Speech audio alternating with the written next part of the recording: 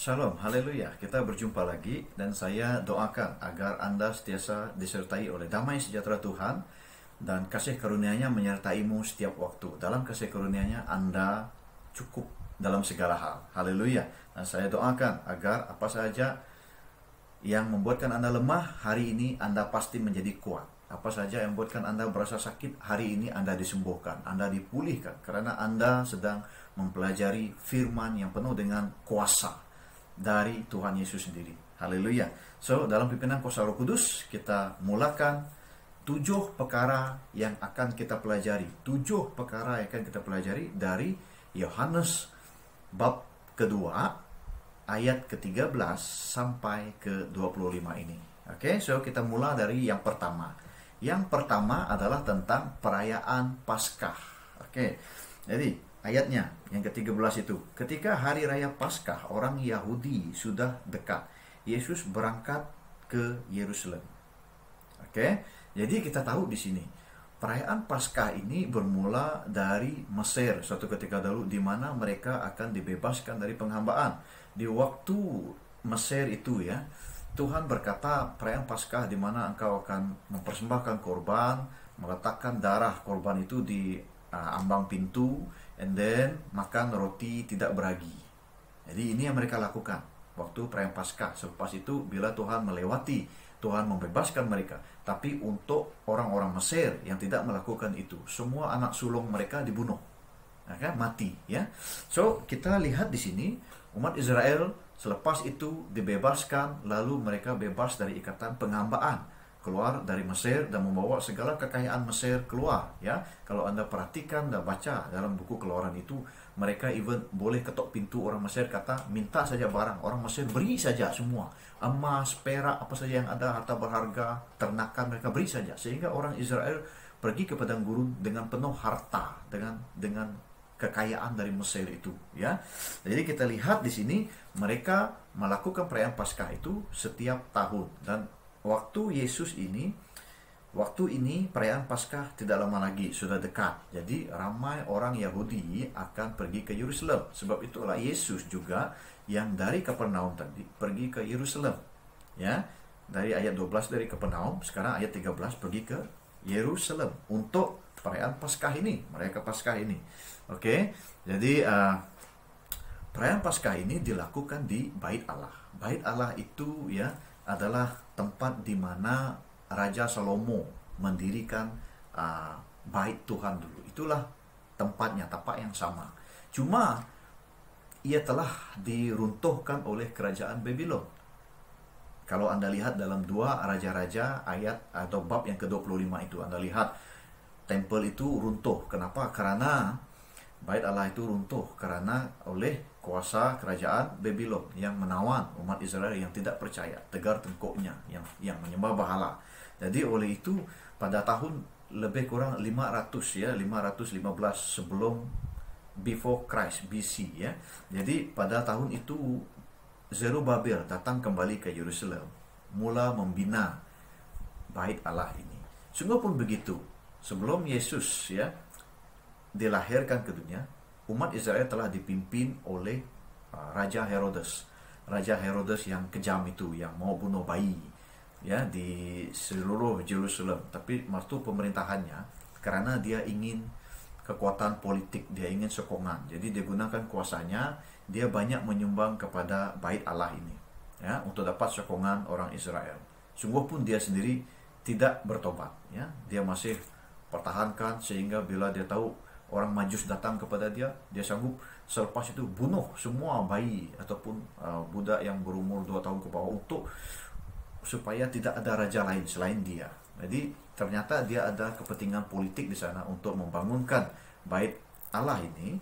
Jadi dia bina dan dia perbesarkan pada waktu itu. Oke.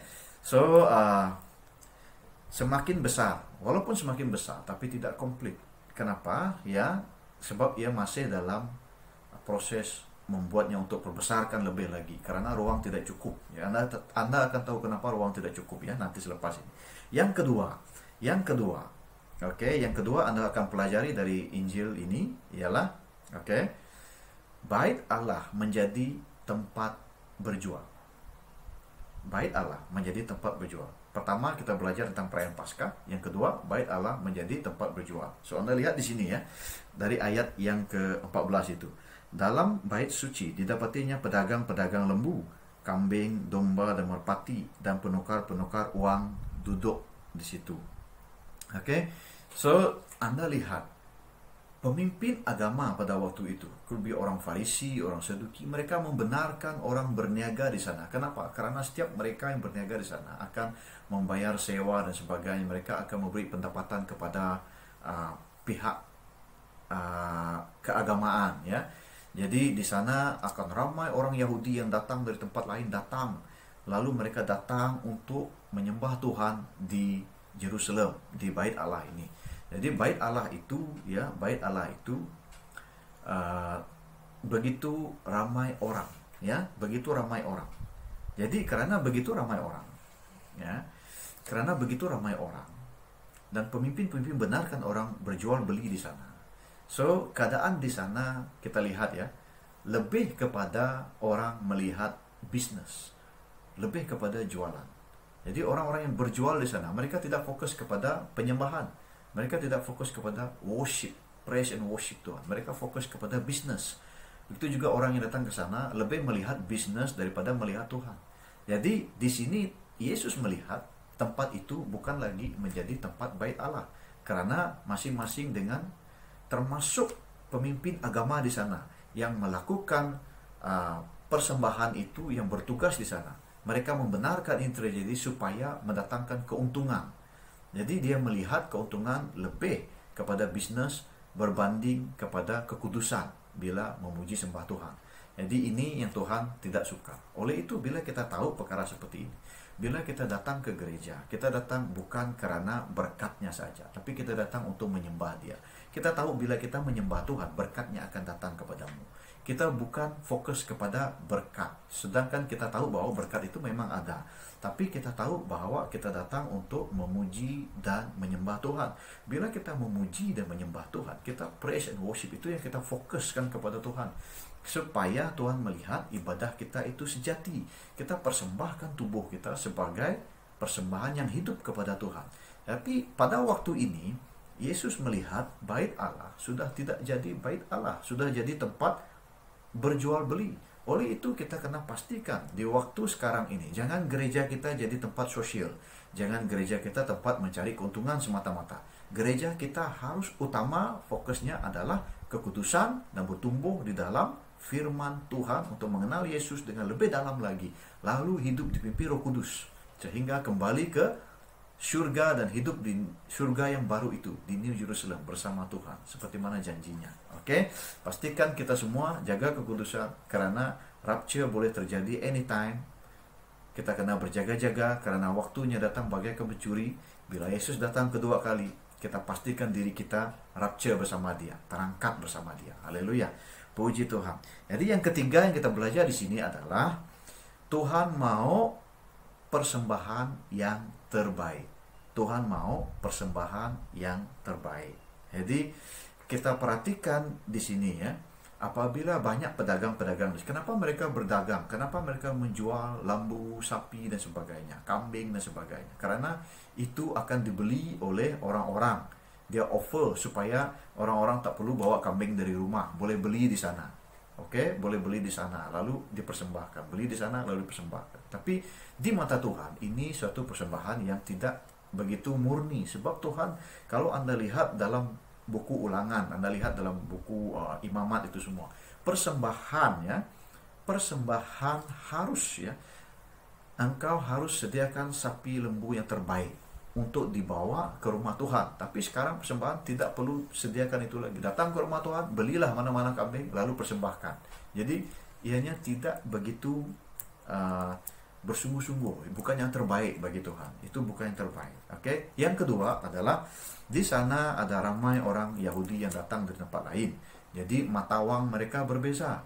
Mata wang mereka berbeza. Jadi bila mereka ke sana ada penukar-penukar uang. Jadi sistem currency seperti sekarang ini, US dollar, Malaysian ringgit ya, rupiah Indonesia, oke, peso Filipina. Jadi masing-masing ada currency-nya. Jadi pada waktu itu yang datang ke Yerusalem akan membawa mata uang yang lain. Mereka kena bertukar di bait Allah itu untuk memberi persembahan, untuk memberi persembahan. Tapi oke, kalau kita lihat ya, kalau mereka bawa mata uang itu, mata uang mereka persembahkan kepada Tuhan, ya, itu suatu yang bagus. Cuma masalahnya bila mereka pergi tukar mata uang mereka itu ditukar oleh orang yang money changer di sana. Jadi money changer ini akan menukar uang, tapi meletakkan teks untuk kepentingan diri. Jadi mereka letakkan teks itu, so keuangan mereka ini ada efek untuk mereka memberi kepada Tuhan. Jadi seperti sebelum memberi kepada Tuhan, orang lain sudah ambil peluang untuk mendapat untung terlebih dahulu. Jadi Tuhan tidak melihat ini suatu perkara yang baik. Oke, jadi elakkan berdagang di rumah Tuhan, elakkan berjual beli di rumah Tuhan. Maksudnya seperti ini, ya, di bait Allah waktu itu. Jangan berjual beli suka hati, jual kambing, jual ini untuk kepentingan diri sendiri, bukan untuk kepentingan Tuhan. Jadi kalau Anda lakukan untuk kepentingan Tuhan, jangan lakukan untuk kepentingan pribadi. Jadi mereka ini terlalu meletak teks-teks yang tinggi. Sungguh pun begitu, mereka tidak dihalau oleh para pemimpin pada waktu itu, karena mereka ini tahu bahwa mereka letakkan teks karena mereka mengenakan sewa ke atas mereka ini juga. Jadi hanya masing-masing mau keuntungan. Tetapi masalahnya adalah Yesus melihat persembahan yang mereka bawa kepada Tuhan tidak yang terbaik. Mereka tidak yang terbaik. Oke, itu dia. So kita ini datang kepada Tuhan, persembahkan yang terbaik di hadapan Tuhan, yaitu persediaanmu. Bersedia sebelum engkau ke gereja, ibadahmu, kalau ibadah di gereja dari 9 pagi sampai 11 pagi, ibadahmu bukan mula 9 pagi. Ibadahmu mungkin mula pukul 6 pagi. Anda bangun, Anda sudah berdoa, Anda sudah bersedia, Anda sudah membaca sedikit firman Tuhan sebelum datang ke gereja. Lalu bila datang ke gereja, engkau persembahkan dirimu sebagai persembahan yang hidup. Ataupun satu lagi, bila Anda sampai ke gereja, jangan Anda sampai ke gereja lalu berbicara dengan kawan, cerita pasal benda-benda yang semalam. Cerita pasal apa yang terjadi. Oh, semalam saya pergi ke tempat ini, sebab ibadah belum bermula. Jadi Anda datang awal, Anda boleh bercerita dan sebagainya. Tidak. Kalau Anda datang ke gereja sebelum ibadah bermula, jangan pilih untuk bercerita tentang perkara lama. Anda harus datang. Kalau belum ibadah bermula, berlututlah, berdoa dulu kepada Tuhan. Buka Alkitabmu, baca Alkitab, bersendirian bersama Tuhan. Karena Anda datang bukan untuk manusia, Anda datang untuk Tuhan. Haleluya. Puji Tuhan. Kalau Anda datang melayani di gereja, Anda perlu prepare awal. Kalau Anda datang sebagai jemaat, Anda perlu prepare awal. Siapapun Anda, baik baru, baik lama, dalam gereja itu Anda kena bersedia untuk persembahan yang lebih baik. Jadi ini yang maksud Tuhan. Kita kena tahu ini. Ini sangat penting. So, yang keempat ya, Yesus marah. Yesus marah, ya. Oke, yang keempat. Ayat 15 itu saya baca. Ia membuat cambuk dari tali lalu mengusir mereka semua dari bait suci, dan dengan semua kambing, domba, lembu mereka, uang penukar-penukar dihamburkannya ke tanah, dan meja-meja mereka dibalikkannya. Kepada pedagang-pedagang merpati, ia berkata, ambil semuanya ini dari sini, jangan kamu membuat rumah Bapakku menjadi tempat berjualan. Oke? Menjadi tempat berjualan. Jadi Yesus marah. Kenapa Yesus marah? Ya, Yesus marah. Marah ini memang kita tidak dibenarkan untuk melayan perasaan marah. Tapi Yesus juga ada perasaan marah. Kenapa? Karena marah ini bukan marah yang datang dari dia. Marah ini authority, kekudusan dari Bapa yang di surga, untuk menunjukkan sesuatu kepada orang ramai, mengajar orang ramai. Marah ini yang datang kebaikan, marah yang mengajar, ya, marah yang dianggap masih kudus karena untuk Tuhan. Bila dia marah, dia menegakkan kekudusan. Sungguh pun begitu, kita tidak suka-suka untuk marah suka hati, ya. Tapi di sini kita tidak suka-suka menunjukkan kemarahan. Tapi di sini Yesus menunjukkan itu untuk mengajar, untuk memberi pengertian kepada kita semua bahwa rumah Tuhan bukan tempat berjual. Rumah Tuhan adalah tempat yang kudus. Oke? So sama juga, kita ini boleh marah bila kita ada authority. Apa authority kita? Authority kita adalah satu, kalau kita ada keluarga, ternyata anak-anak kita itu adalah under authority kita untuk mendidik mereka, ya. Jadi apa yang kita perlu buat? Sometimes kita boleh marah, ya, kita boleh tunjuk sifat marah, tapi dengan kasih, bukan sampai mencederakan, bukan sampai membawa perkara yang tidak baik kepada anak-anak, tetapi dengan kasih. Kita tunjuk sifat marah kita. Kita begitu mereka, kita marah kalau mereka buat salah dan sebagainya, sambil mengajar seperti itu, ya. Tapi tidaklah kita di publik sana suka-suka tunjuk kita marah, suka-suka tunjuk sifat marah kepada orang. Itu tidaklah elok, ya. Kita harus tunjuk sifat kasih, tapi ada waktunya. Kita tidak berkompromi dengan dunia. Ada waktunya, especially perkara yang tidak kudus seperti itu, perkara yang salah. Anda harus begitu salah, tegur saja, marah saja.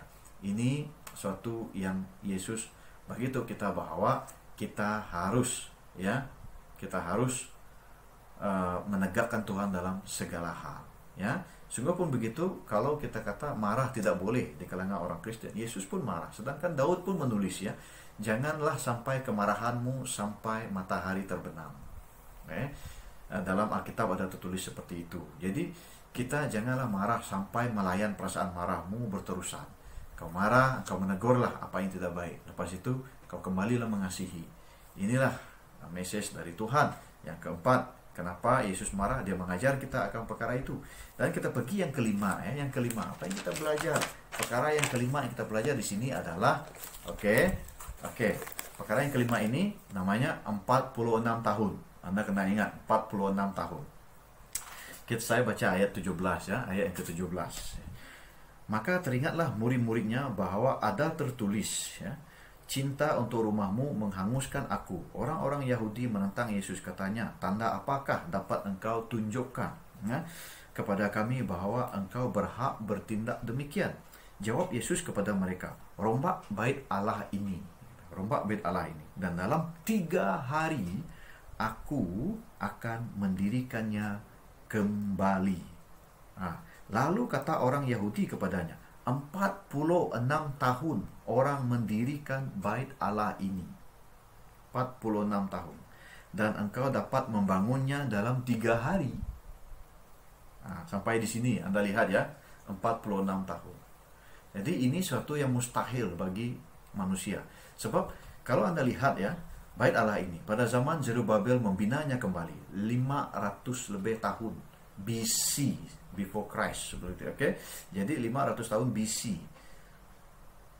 Jadi selepas itu 20 tahun before Christ itu Raja Herodes sudah ada di Jerusalem. Dia membesarkan bait Allah itu menjadi lebih besar dan reshape kembali menjadi lebih baik.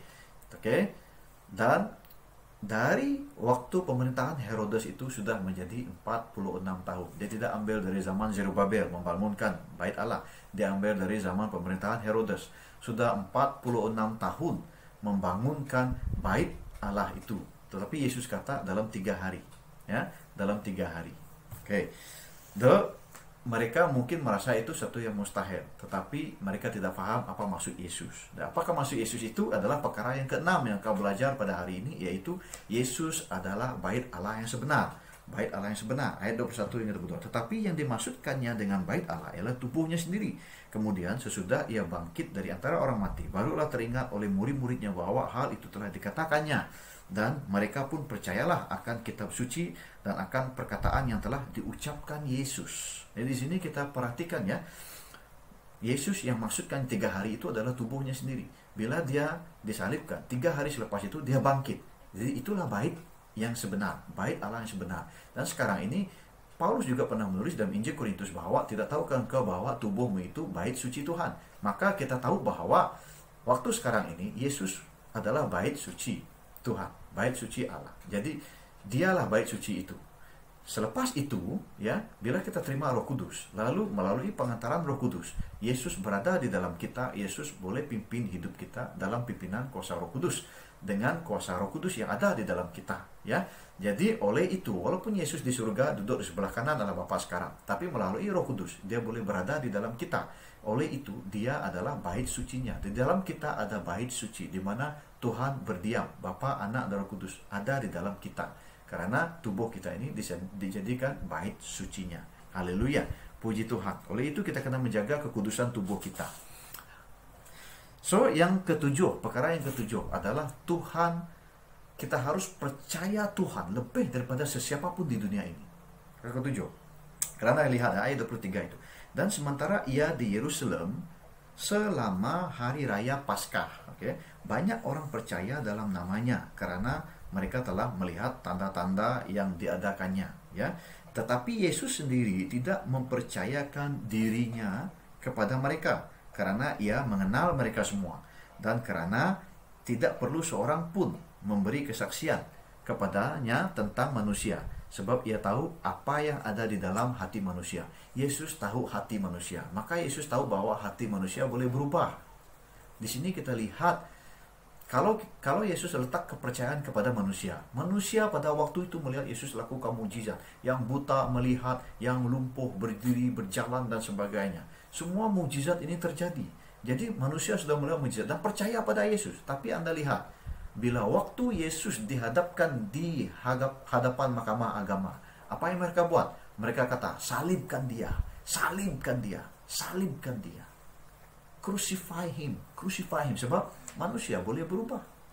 Jadi kita tidak boleh meletak kepercayaanmu, imanmu sepenuhnya kepada seorang manusia. Anda harus percaya dan letak harapanmu sepenuhnya, imanmu sepenuhnya kepada Yesus Kristus yang adalah Tuhan dan Juru Selamat, dulu, sekarang, sampai selamanya. Tak akan berubah. Dia tetap beserta kita, tak akan tinggalkan kita sampai dunia ini bergoncang sekalipun. Apa terjadi dalam hidup kita, dia tetap bersama kita, pimpin tangan kita, tak pernah tinggalkan kita. Haleluya, puji Tuhan. Jadi 7 perkara yang Anda pelajari pada hari ini, saya pasti telah mengubah hidupmu. Anda pasti menjadi seorang insan yang mau mendalami firman Tuhan dengan lebih dalam lagi. Jadi saya encourage Anda to subscribe channel ini supaya Anda dapat update, ya, dari hari ke hari, dari waktu ke waktu. Kita akan coba sedaya upaya untuk upload lebih banyak video yang boleh, ya. Jadi supaya Anda tidak tertinggal message Tuhan. Jadi kita sama-sama belajar. Saya belajar, Anda belajar. Kita bersungguh-sungguh belajar untuk Tuhan Yesus. Sampai di sini diberkatilah. Saya percaya Tuhan Yesus telah mengubah hidupmu. Anda harus meletak harapan penuh kepada Dia mulai hari ini. Hidupmu pasti luar biasa. Haleluya. Amin.